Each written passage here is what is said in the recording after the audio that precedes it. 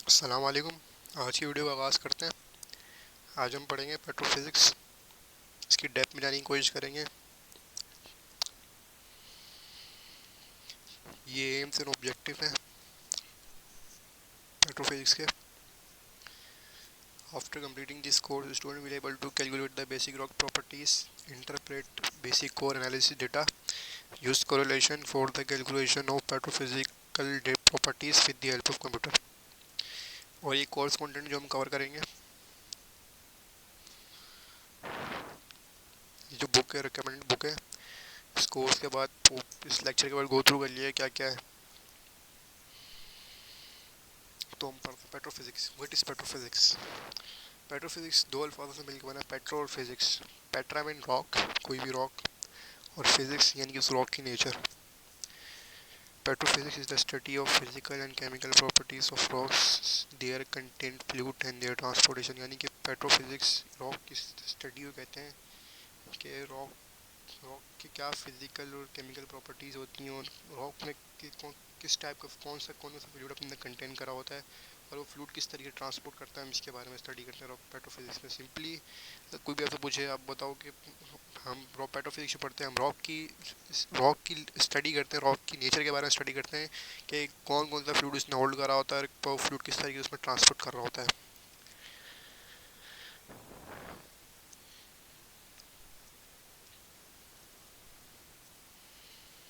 Application in petroleum industry. अब पढ़ते हैं इसकी एप्लीकेशन के बारे में, कौन कौन सी एप्लीकेशन है वो इंडस्ट्री में, पेट्रोलियम इंडस्ट्री में। हाँ, major application of petrophysics is in studying reservoir for the hydrocarbon industry. अब जो मेजर एप्लीकेशन है वो पेट्रोफिजिक्स की, वो रिजर्वायर के बारे में स्टडी है। ये कि मेन पर्पस है हमारा हाइड्रोकार्बन, इसलिए हम इसके पेट्रोफिजिक्स के बारे में, मतलब रॉक के बारे में स्टडी करते हैं हाइड्रोकार्बन के लिए। Petrophysics are employed to help reservoir engineer and geoscientist understand the rock properties of the reservoir, particularly how pores in the subsurface are interconnected, controlling the accumulation migration of the hydrocarbon.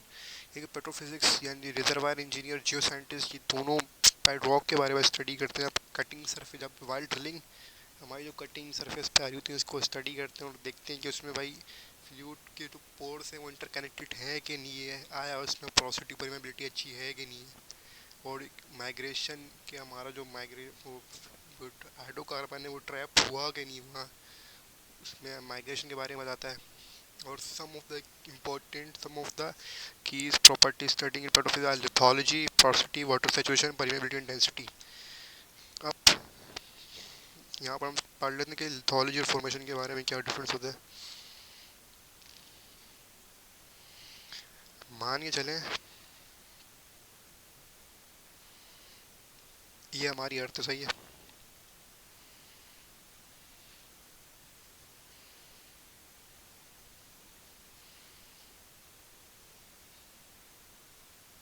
ये clear हो गई।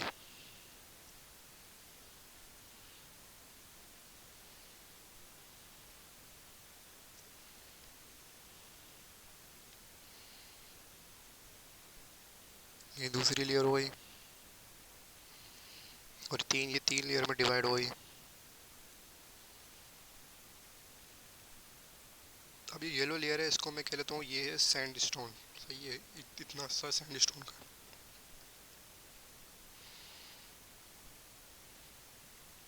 Green हो गई, ये हो गई limestone.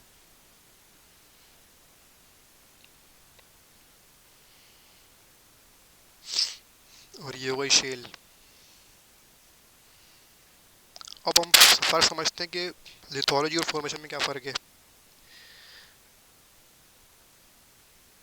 मान के चलें 100 फीट तक हमें सैंडस्टोन की फॉर्मेशन मिल रहा है। ये पहले हमारा सैंडस्टोन था, दूसरा लाइमस्टोन, तीसरा शेल। ये जो पूरा स्क्वायर या रेक्टेंगल है ये है फॉर्मेशन, जो पूरा रेक्टेंगल है ये है फॉर्मेशन। और ये जो येलो कलर है ये है लिथोलॉजी, यानी कि ईच लेयर,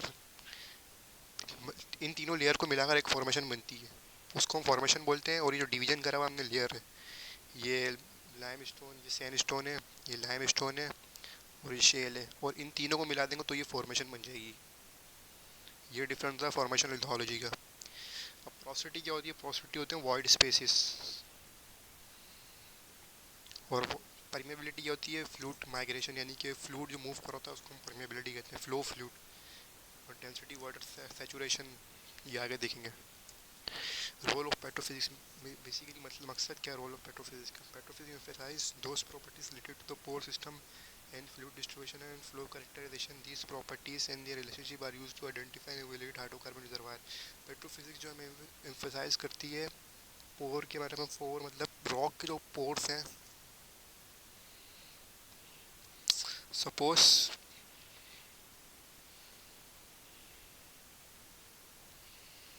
ये हमारा एक रॉक है,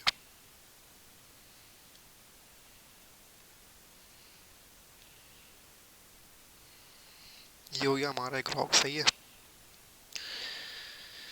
और इसमें ये हो गए ग्रेन्स।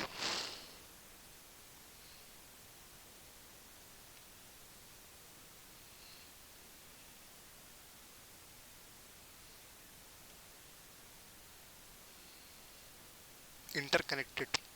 अब इंटरकनेक्टेड की मकसद समझना, सही है।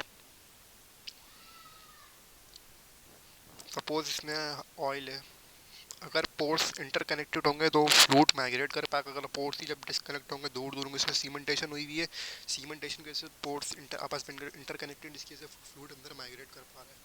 अब जब ये इंटरकनेक्टेड होंगे नहीं तो फिर ये फ्लूइड किस तरीके से माइग्रेट करेगा?